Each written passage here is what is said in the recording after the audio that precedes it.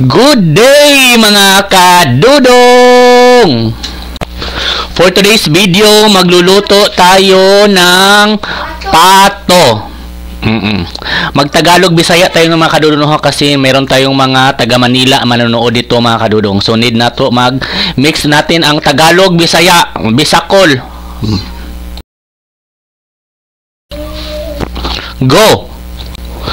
Pagkatapos nating linisan ang pato, ato na siyang latan para aron muhumok na siya.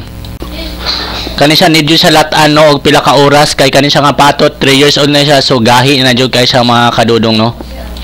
So man siya mga kadudong after 1 year na mog nilataay mo na siya no, totally di ba na kaayo humok mga kadudong, gahi jud siya nga pato mga kadudong. Laki ni siya nga pato nga tigulang na nga mga 3 kilos atin ni siya nga pato mga kadudong. Well, nagpaabot na malata ang pato, naghiwa na namo ang lamas no, paspasa ba sa video ani. So pag human na maghiwa mga kadudong, amo na siyang giubok ko. Okay. So mo na siya mga kadudong, ipaspasan na naman siya luto mga kadudong, amo na siyang giulbo-ulbuhan og kaning kayo mga kadudong no diri katito art nga balay kana silay gasol bu ang aso diri mga kadudong no. So di jud magtipid ani kahoy kay ilalom ni sa kalubinan ang amo ang kabalayan diri mga kadudong. So di anta magpalit og gas dira kay mahal kay ang gas karon. Samtang natin mapunit dira mga kahoy sa ato ang kilid-kilid ato na sa nang isogdon no, ato nang iluto mga kadudong. Di ta mag-inarte. Lagot ko nimo ha. Para mas lalong sumarap ang ating putahing pato, kailangan na siya ng sarap na may magic or magic sarap. Nilagyan din ito at yan ng tomato paste, ketchup mga kadurong para lasang-lasa dyan. Hindi mo siya totally humok, karon pa ingkit ni mo, malasahan dyan mo. Kung kayo mo ng kitkito, hindi mo siyang tunlo na po apil ambok ko, gahi kay siya.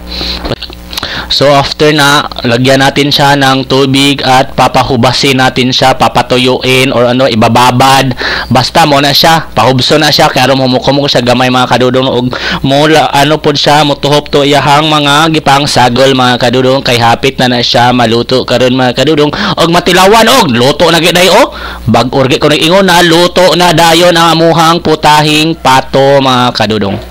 So, mo na ni siya ang final result sa pato recipe ni Tito Art mga kadudong. Ambot unsay tawag ani nga lutuan ni wa kay baluan ni siya no, kay si Tito Art may kusog kayo magluto-luto ana mga kadudong. So karon natilawan na naman Tito Art mga kadudong no.